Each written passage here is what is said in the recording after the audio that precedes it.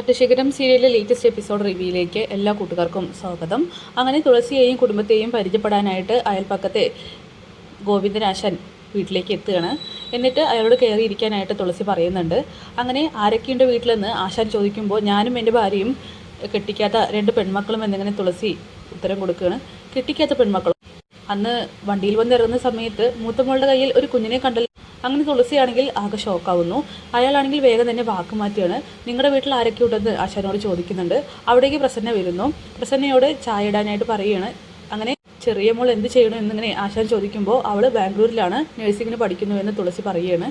എങ്കിൽ ശരി, ഞാൻ പോയിട്ട് പിന്നെ വരാം. ഇവിടെ കുറച്ച് വീടുകളുണ്ട്, എല്ലാവരും പരസ്പരം നല്ല ബന്ധത്തോടു കൂടി തന്നെയാണ് കഴിയുന്നത്. എന്താവശ്യമുണ്ടെങ്കിലും വിളിച്ചാൽ മതിയെന്ന് ആശാൻ തുളസിയോട് പറയുകയാണ്. അങ്ങനെ ഇറങ്ങാൻ നിൽക്കുമ്പോൾ തുളസി പറയുന്നുണ്ട്, അതെ ചായ കുടിച്ചിട്ട് പോയാൽ മതി. വേണ്ട, ഞാനൊരു ചായ കുടിച്ചിട്ട് വന്നെന്ന് പറയുമ്പോൾ ആദ്യമായിട്ട് വീട്ടിലേക്ക് വന്നിട്ട് ചായ കുടിക്കാതെ പോകണ്ട, ഇരിക്കാനായിട്ട് പറയുകയാണ്. അങ്ങനെ പ്രസന്ന അവിടേക്ക് ചായ കൊണ്ടുവരുന്നുണ്ട്. അയാളാണെങ്കിൽ ആ ചായ കുടിച്ചിട്ട് നല്ല കൈപ്പുണ്യമുള്ള ആളാണെന്ന് തോന്നുന്നു, നല്ല അടിപൊളി ചായ എന്നൊക്കെ പറഞ്ഞ് അവർ സംസാരിച്ചിരിക്കുകയാണ്. എന്തായാലും തുളസിധരനാണെങ്കിൽ മീനാക്ഷിയെയും കുഞ്ഞിനെയും കുറിച്ച് ഡീറ്റെയിൽഡ് ആയിട്ടൊന്നും പറയുന്നില്ല. പിന്നീട് ഫിലോമിനയുടെ അനിയനാണെങ്കിൽ ചായക്കടയിലേക്ക് പോവുകയാണ്. അങ്ങനെ ആ ചായക്കടയിലെ ആൾക്കാർ ആ ചെറുക്കനോട് ചോദിക്കും, പുതിയ അയൽവാസികളൊക്കെ എങ്ങനെയുണ്ടടാ?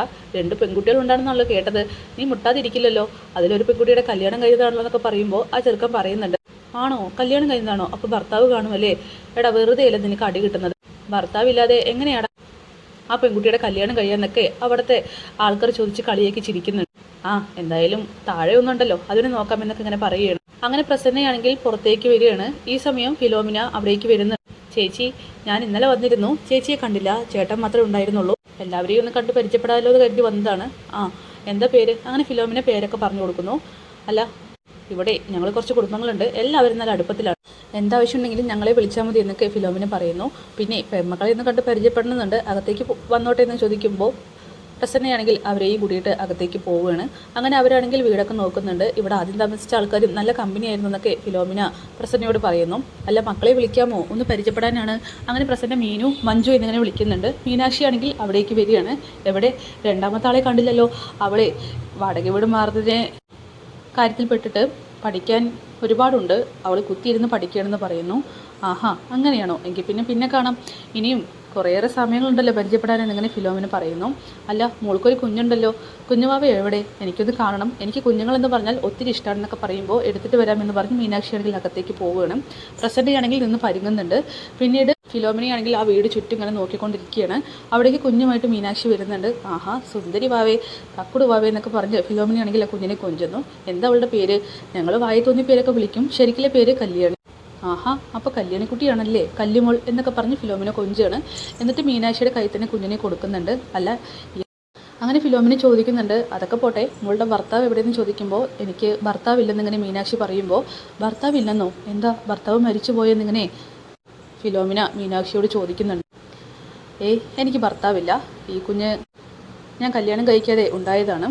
എന്ത്, കല്യാണം കഴിക്കാതെ ഉണ്ടായതോ? എന്താ ഈ കുട്ടി ഇങ്ങനെയൊക്കെ പറയുന്നതെന്ന് പ്രസന്നയോട് ഫിലോമിന ചോദിക്കുന്നുണ്ട്. അത് സത്യമാണ്, അവൾക്ക് ഭർത്താവില്ല. പിന്നെ എങ്ങനെയാ കൊച്ചുണ്ടായത്? അത് കുഞ്ഞുങ്ങളില്ലാത്ത 2 ദമ്പതികൾക്ക് കുഞ്ഞിനെ പ്രസവിച്ചു കൊടുക്കുക, അതായിരുന്നു ദൗത്യം. അതായത് ഇംഗ്ലീഷിൽ പറഞ്ഞാൽ സറോഗസി. അവർ വന്ന് ചോദിക്കുമ്പോൾ ഈ കുഞ്ഞിനെ കൊടുക്കണമെന്ന് പറഞ്ഞുകൊണ്ട് അവിടെ നിന്ന് മീനാക്ഷി പോകുന്നു. ഈ സമയം ഫിലോമിന പ്രസന്നയോട് ചോദിക്കുന്നുണ്ട്, ഈ കുട്ടി എന്തൊക്കെയായി പറഞ്ഞിട്ട് പോകണമെന്ന്. അവൾ പറഞ്ഞതൊക്കെ സത്യമാണ്. അവൾ പറഞ്ഞല്ലോ, അവൾ സറോഗസി വഴിയാണ് ഈ കുഞ്ഞിന് ജന്മം കൊടുത്തത്. അതായത് ഒരു കുത്തിവയ്പ്, കുഞ്ഞുങ്ങളില്ലാത്ത ആ സ്ത്രീക്കും പുരുഷനും വേണ്ടിയിട്ട് എൻ്റെ കുഞ്ഞ് അവളുടെ ഗർഭപത്രം കൊടുത്തു, എന്നിട്ട് കുഞ്ഞിനെ പ്രസവിച്ചു. അവർ വന്ന് ചോദിക്കുമ്പോൾ ഈ കുഞ്ഞിനെ കൊടുക്കണം. നിങ്ങൾക്ക് അറിയുമോ എന്ന് ഞങ്ങൾക്കറിയില്ല, നെയ്യാറ്റിൻകരയിൽ ഞങ്ങൾക്ക് ഒരു ബിസിനസ് ഉണ്ടായിരുന്നു, ഒരു ജൗളിക്കട, നല്ല രീതിക്ക് പോയിക്കൊണ്ടിരിക്കുകയായിരുന്നു. പേപ്പറിലൊക്കെ ഉണ്ടായിരുന്നു ഒരു ജൗളിക്കട കത്തി നശിച്ചതും അതിൽ ഒരാൾ മരിച്ചതും. അതെൻ്റെ മൂത്ത മകനാണ്.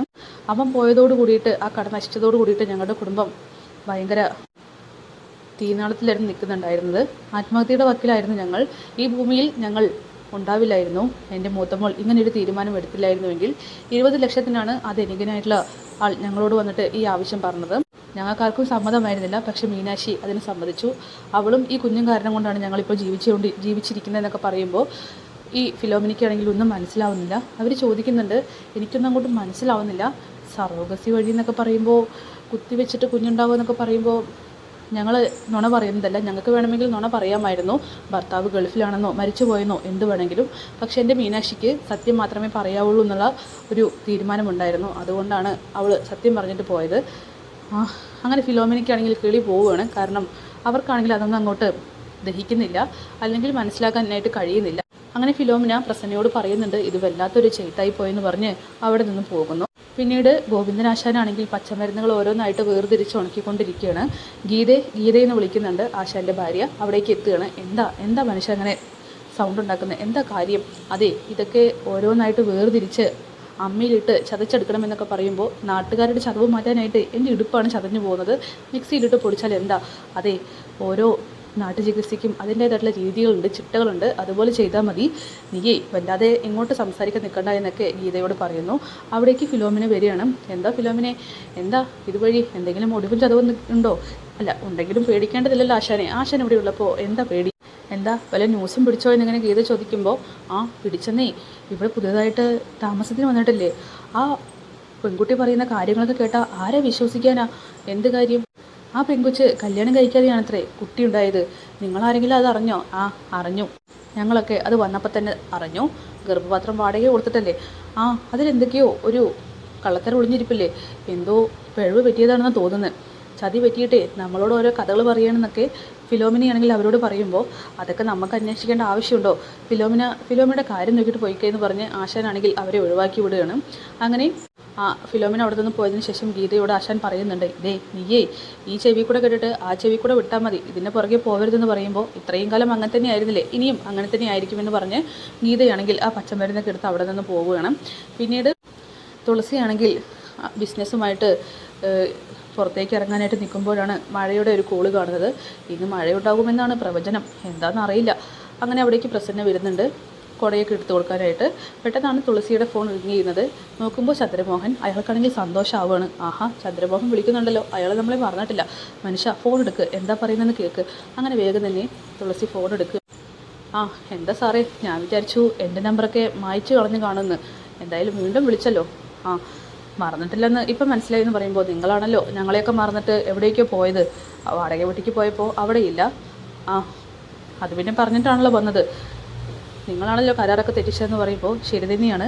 കരാറ് പ്രകാരം എല്ലാ കാര്യങ്ങളും തെറ്റിച്ചത് ഞങ്ങൾ തന്നെയാണ്. പക്ഷേ ഒരു എഗ്രിമെൻ്റ് ഉണ്ടല്ലോ, വാക്കാലല്ല, രേഖാമൂലമാണ്. അതുകൊണ്ട് ഇനിയും നിങ്ങളെ കാണേണ്ടി വരുമെന്ന് തുളസിയോട് ചന്ദ്രമോഹൻ പറയുന്നു.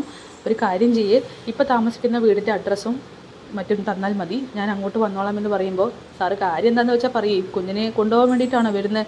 അതൊക്കെ അവിടെ വന്നിട്ട് സംസാരിക്കാം.